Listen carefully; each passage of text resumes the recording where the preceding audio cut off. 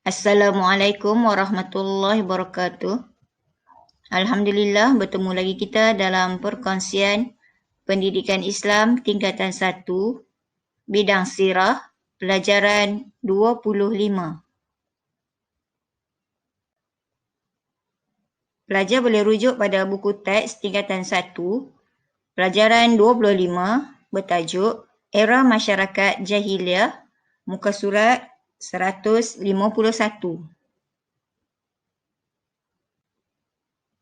Pertamanya, kita lihat dulu maksud jahiliah. Jahiliah dari perkataan Arab iaitu jahala. Jahiliah dari perkataan Arab jahala yang bermaksud tidak tahu, bodoh atau jahil. Kejahilan masyarakat Arab ketika itu bukan bermaksud mereka tidak berilmu. Mereka terkenal dengan kehebatan bersyair dan berqasidah. Namun begitu, mereka jahil akidah dan akhlak. Kita lihat yang pertama, jahil akidah. Mereka menganut ajaran Nabi Ibrahim dan Nabi Ismail alaihimassalam tetapi mencampur adukkannya dengan penyembahan berhala, amalan sihir dan khurafat.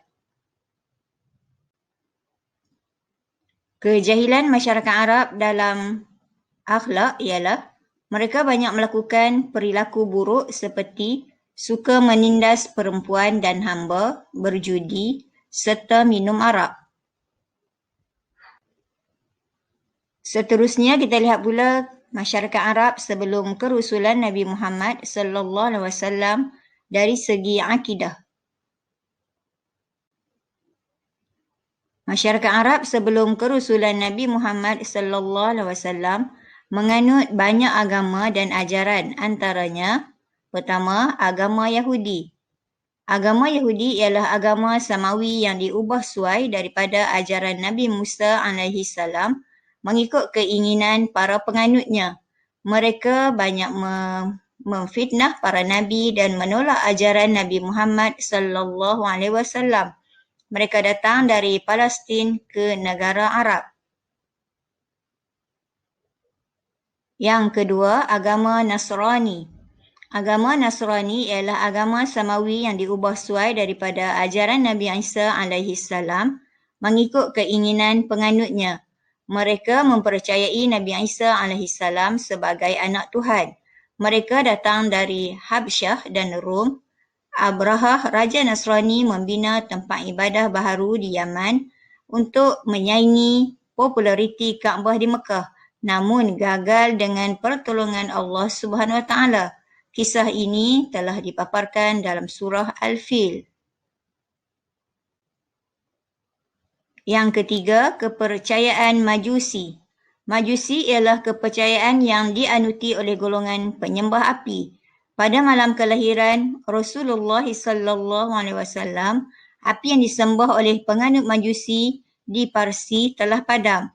Api tersebut tidak pernah padam selama 1000 tahun sebelum kelahiran Rasulullah sallallahu alaihi wasallam.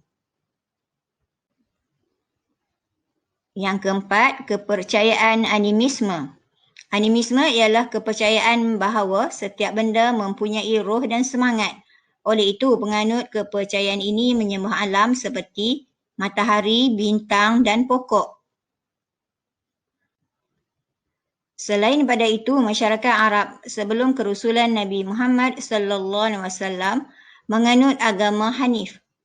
Pada mulanya, majoriti masyarakat Arab beragama dengan agama Hanif. Agama Hanif ialah agama yang dibawa oleh Nabi Ibrahim dan Nabi Ismail alaihimassalam. Agama ini agama samawi, sama seperti agama Islam. Buktinya dapat dilihat pada ciri-ciri kepercayaan agama Hanif yang sama dengan Islam seperti percaya kepada Allah SWT, Tuhan yang satu, percaya kepada hari kebangkitan dan hidup sesudah mati, percaya kepada dosa dan pahala. Ajaran agama Hanif yang diteruskan amalannya dalam syariat Islam seperti ibadah kurban, ibadah haji dan umrah. Seterusnya, agama penyembah berhala.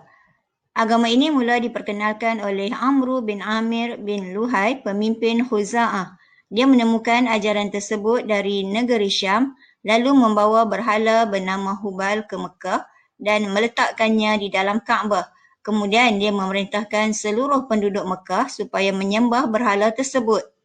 Agama ini dicampur adukkan dengan agama Hanif sehingga muncul sebagai agama yang mensyirikkan Allah Subhanahu Wa Taala. Agama penyembahan berhala ini disebarkan kepada seluruh orang Arab ketika musim haji. Ketika Mekah berjaya dibuka oleh Nabi Muhammad SAW, ada sebanyak 360 berhala di sekitar Kaabah. Kesemuanya dimusnahkan oleh baginda dan para sahabat. Seterusnya kita lihat pula keadaan masyarakat Arab sebelum kerusulan Nabi Muhammad SAW dari segi akhlak. Masyarakat Arab jahiliah terkenal dengan perilaku buruk, namun mereka juga mempunyai perilaku yang baik. Perilaku baik tersebut diiktiraf sebagai akhlak mahmudah dalam Islam. Antara akhlak buruk yang didapati dalam masyarakat Arab ialah berjudi dan minum arak, perzinaan dan pelacuran, pewarisan harta hanya pada lelaki, membunuh anak perempuan dan berperang hanya kerana perkara yang kecil. Manakala akhlak baik yang terdapat dalam masyarakat Arab sebelum kerusulan Nabi Muhammad ialah menepati janji, berani, kuat dan pantang menyerah kalah, menjaga kebersihan mulut dan kuku, menghormati tetamu dan taat kepada pemimpin. Rasulullah SAW diutuskan kepada masyarakat jahiliah kerana beberapa sebab, iaitu yang pertama, masyarakat jahiliah mempunyai nilai negatif seperti suka berjudi, berzina, minum arak serta merendahkan martabat wanita. Selain itu, mereka juga suka mengamalkan khurafat dalam kehidupan. Rasulullah SAW datang membawa ajaran yang memandu mereka ke jalan yang benar. Baginda diutuskan untuk menyempurnakan akhlak. Masyarakat Arab jahiliah lebih mudah dilentur kerana mereka buta huruf. Hal ini secara tidak langsung menjadi bukti kerusulan Nabi Muhammad SAW kerana baginda tidak pernah membaca atau mempelajari kitab agama Samawi dan ajaran agama purba. Selain itu, semenanjung Arab terletak di antara 4 kuasa besar dunia pada waktu itu, iaitu Rom, Parsi, Greek dan India.